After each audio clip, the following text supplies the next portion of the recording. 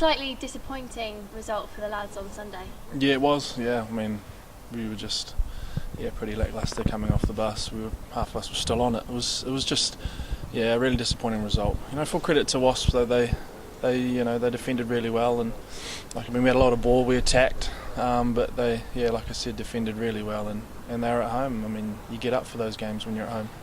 What was the atmosphere like in the changing room after? Obviously it was the first loss that you've had in a while. Yeah, it was disappointing. It was quiet. Jim said a few words, but not much was needed to be said. Sorry. We all knew that we underperformed, and the good thing is with rugby we get to turn around and have a shot this week and be better. Do you think there's certain things from the Wasps game that you'll be taking forward to Newcastle? Well, not too much from the game, but looking forward to playing a high tempo game that we enjoyed doing in the first round, at home at Franklin's Gardens. I think with the pitch up there gives us the opportunity to play a fast game, and hopefully we do that and score some points.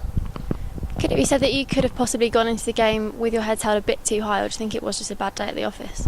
It's a bit of both. You can't really go into any game in the Aviva Premiership, with being overly confident. Every team's a challenge, and that's the beauty about this competition. It's tough every week in, week out. Teams are out for us. We're the champions, reigning champions. They're going to come after us. Every game's going to be tough, and we know that. We were disappointing, and we have to move on and learn from those things and move forward. As you just said, teams will be out for you. Do you think the Wasps game was a real eye-opener, that is going to happen throughout the season? Yeah, of course. We knew it was. We obviously it was going to happen. I think the way teams come at us, it's going to be a difficult one. We know that. That's why it's always tough to win a championship again after you've won it the year before. So it's going to be a challenge for us this year, but we're looking forward to it. So looking forward to the Newcastle game. Last time Saints travelled down to Kingston Park, they won, but it was a really close game, one of Newcastle's best of their season. Do you think that'll give them a bit of confidence at all? I think so. They've got a few new players, a few new faces in the team this year.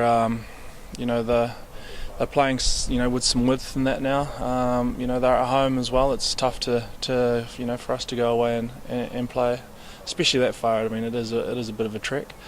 But they're playing some good expensive rugby, and we like to play that game as well. So it's going to be a good test.